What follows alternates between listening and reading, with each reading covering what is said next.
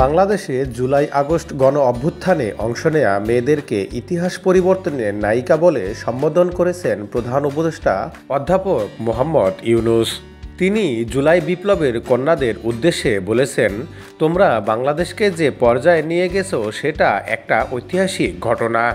এই ঐতিহাসিক ঘটনার নায়িকারা বাংলাদেশে যা ঘটিয়েছে তা পৃথিবীর অন্য কোথাও খুঁজে পাওয়া যাবে না। পৃথিবীতে অনেক অভ্যুত্থান হয়েছে, কিন্তু এটা সম্পূর্ণ ভিন্ন রকমের। কেউ তোমাদের উদ্বুদ্ধ করেনি, তোমরা নিজেরা স্বতঃস্ফূর্তভাবে অংশ নিয়েছো। এটা তোমাদের সম্পূর্ণ নিজেদের হাতে গড়া এক বিপ্লব।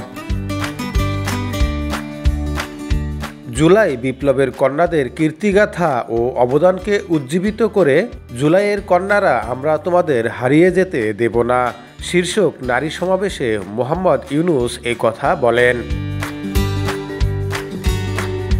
রাজধানীর ওসমানী স্মৃতি মিলনায়তনে এই আয়োজন করে মহিলা ও শিশু বিষয়ক মন্ত্রণালয় এবং সমাজকল্যাণ মন্ত্রণালয়।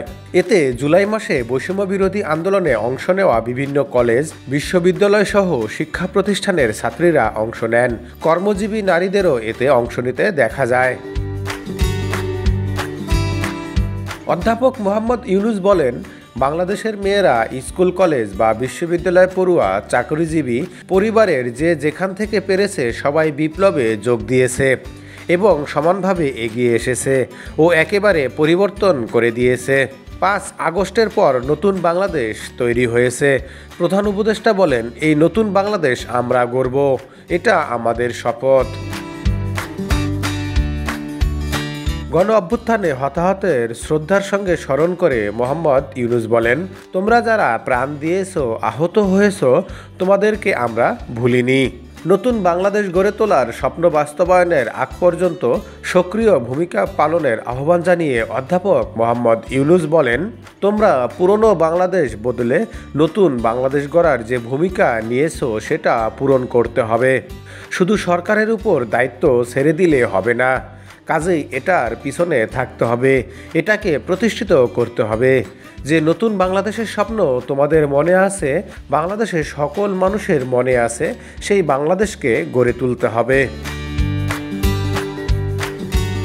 অধ্যাপক ইউনূস নতুন প্রজন্মের মেয়েদেরকে কোনো ভুল পথে না যাওয়ার পরামর্শ দিয়ে বলেন, তোমাদের মধ্যে যে সম্ভাবনা আছে সেটাকে সঠিকভাবে কাজে লাগাতে পারলে সম্পূর্ণ নতুন এক বাংলাদেশ গড়ে তুলতে পারবে।